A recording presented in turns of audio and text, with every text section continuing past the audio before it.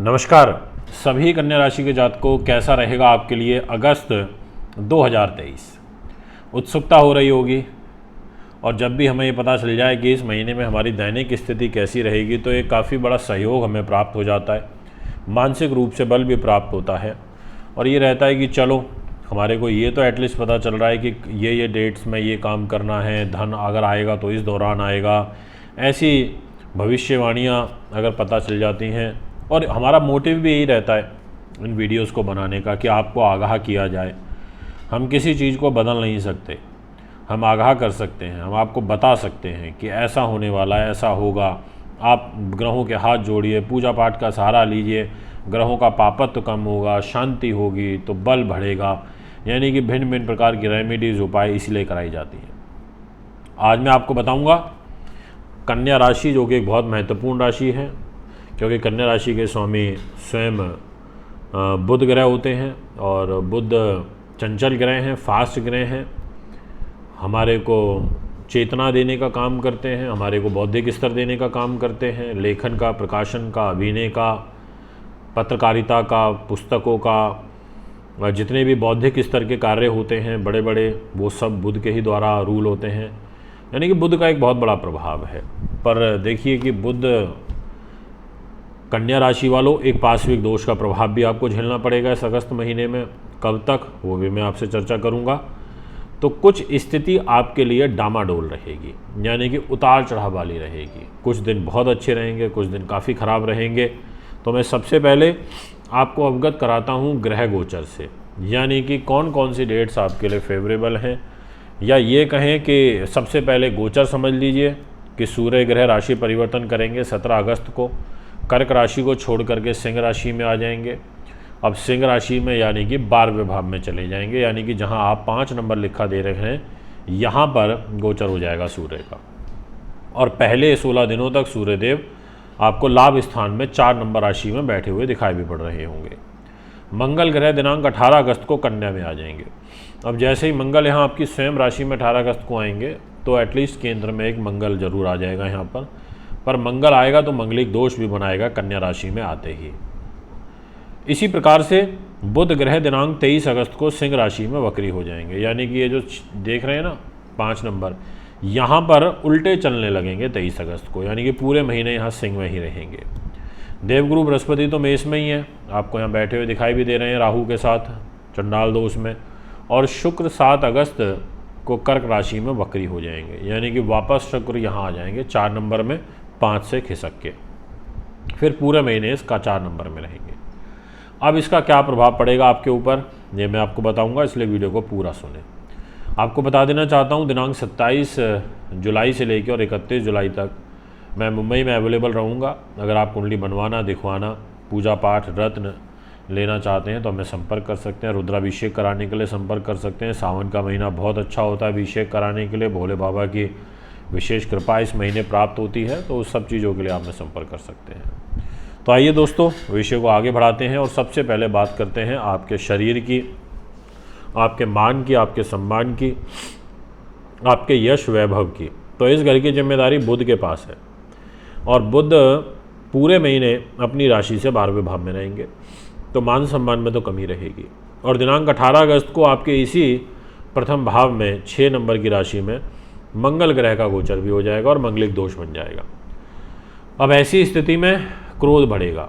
18 अगस्त के बाद गुस्से पर नियंत्रण रखना होगा। अत्यधिक क्रोध आपके लिए काफ़ी बड़ा मुसीबत, तनाव का कारण बनता हुआ भविष्य में नज़र आ रहा है।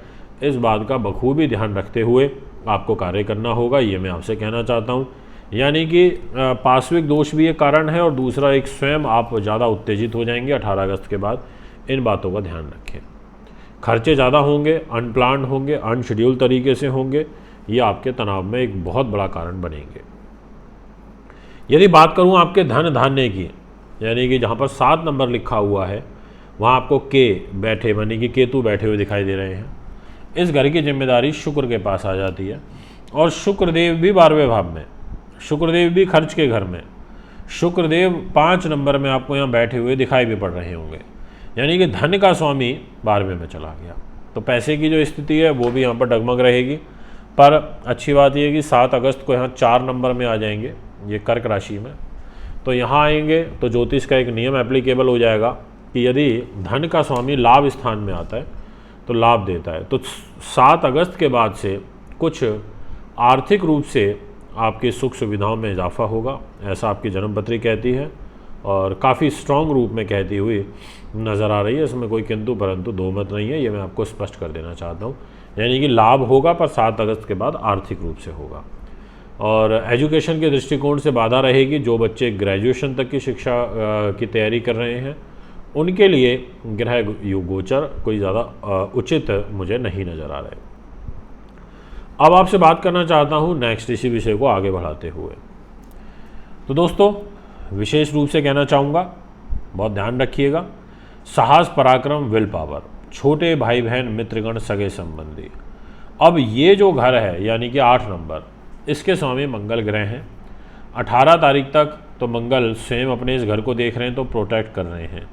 उसके बाद आपको धोखा मिल सकता है अपने लोगों से, खास लोगों से आपके साथ चीटिंग हो सकती है, ऐसा आपकी जन्म पत्रिका में ग्रह संयोग बन रहे हैं। तो इस बात का ध्यान रखते हुए आपको चलना चाहिए, ये मैं आपसे कहूँगा। और छोटे भाई बहनों से विशेष रूप से और मित्रों से विशेष रूप से तनाव बढ़ेगा 18 अगस्त के बाद। अदम्य साहस आप में आएगा, आप ज़्यादा सुनेंगे नहीं, ज़्यादा किसी की परवाह नहीं करेंगे, आगे बढ़ते हुए चले जाएंगे, ऐसा आपकी पत्री कह रही है।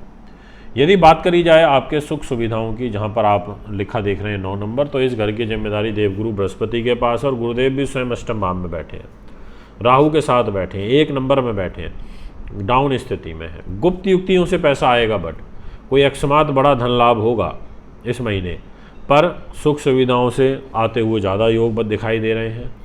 एक बात ज़रूर बोलूँगा, माँ के स्वास्थ्य का विशेष रूप से ध्यान रखिएगा। और साथ में पॉलिटिक्स में जो लोग हैं उनके लिए यहाँ पर शुभ समाचार नहीं नज़र आ रहे हैं, उनको कोई तनाव, मानसिक रूप से तनाव बनता हुआ नज़र आ रहा है। यदि मैं आपसे बात करूँ आपके बुद्धि उन्नति पंचम भाव की, जहाँ पे 10 नंबर लिखा हुआ है, ये आपके कॉम्पिटिटिव एग्ज़ाम्स का भी है। इस घर की जिम्मेदारी शनि के पास है। शनि भी जस्ट अपनी राशि से नेक्स्ट है 6ठे भाव में, तो शनि का भी बल यहाँ पर उतना अच्छा नहीं है क्योंकि वक्र चाल में चल रहे हैं।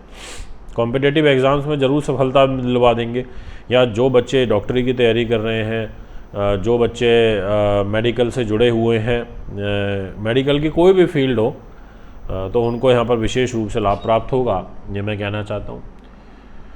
इसी प्रकार से जिन लोग ने गर्भ धारण किया हुआ महिलाओं ने, वो थोड़ा सा ध्यान रखें विशेष।